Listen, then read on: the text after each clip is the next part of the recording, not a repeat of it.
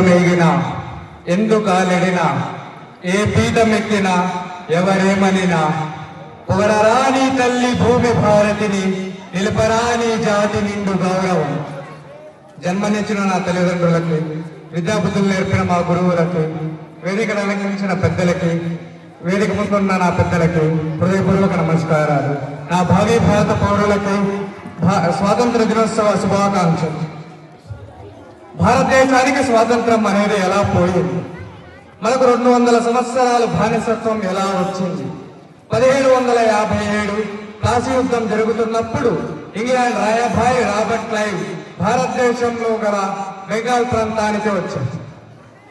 బెంగాల్ నవాబ్ సిరాజుద్దీన్ దౌలా 18,000 మంది సైనికులతో ఉన్నాడు. అప్పటి రాబర్ట్ క్లైవ్ 300 మంది సైనికులు మాత్రమే. 18,000 మంది ఉన్న భారత సైనికులు గెలుస్తారా? 300 మంది ఉన్న ఆంగ్లదేశ సైనికులు గెలుస్తారా? ఆ రోజున 18,000 మంది సైనికులు గల భారతదేశం ఓడిపోయింది. ఎందువల్ల? మన దేశ సైనికాధికారి మీర్ జాఫర్ వల్ల మన దేశం ఓడిపోయింది. మనం పాశ్చాత్య దేశాన్ని ఫాదర్ ల్యాండ్ అంటాం, కానీ మన దేశాన్ని మాత్రం మదర్ ల్యాండ్ అని అంటాం. భూమిని భూమాత అంటాం, పశువుని గోమాత అంటాం, చెట్టుని తులసి మాత అంటాం, నీళ్ళని గంగా గోదావరి కృష్ణమ్మ అని అంటాం. మనుషులనే కాదు, పక్షాలను సైతం వావి వరసలతో పిలిచింది కాబట్టే నా దేశం కొన్ని వేల సంవత్సరాలుగా ఈ ప్రపంచంలో ఉంది. నా భారతదేశం. అమెరికా దేశ వయస్సు 500 సంవత్సరాలు.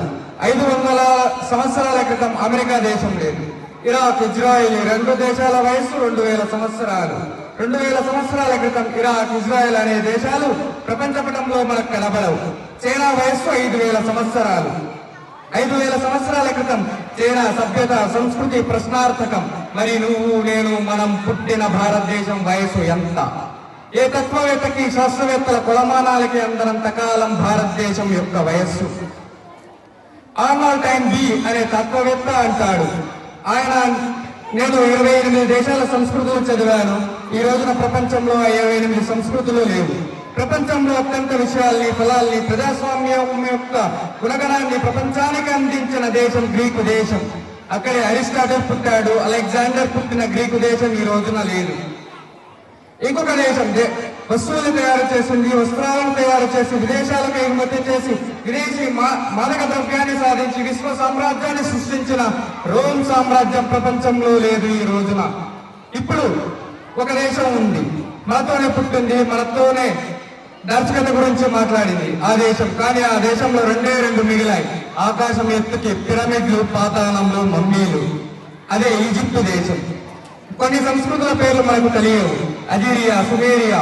కొన్ని పుస్తకాల్లో మనం చదివి ఉంటాం. బాబిలోనియా, మెస్పటోమియా. ఈ రకంగా 28 దేశాల సంస్కృతులు ప్రపంచ కాల గర్భంలో కలిసిపోయిన తర్వాత కూడా లేచి నిల్చున్నటువంటి దేశం ఒకే ఒక్క దేశం, మన భారతదేశం.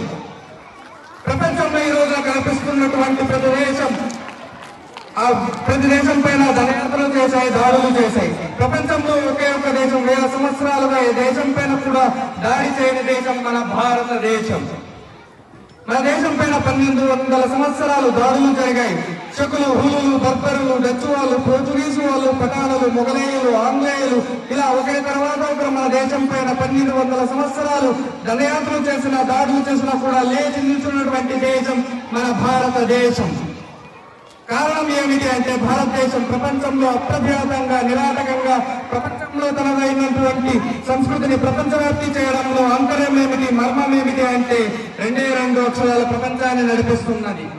భారతదేశం ఆ 2 అక్షరాల గల వ్యక్తి భారతదేశాన్ని పరిపాలిస్తున్నది.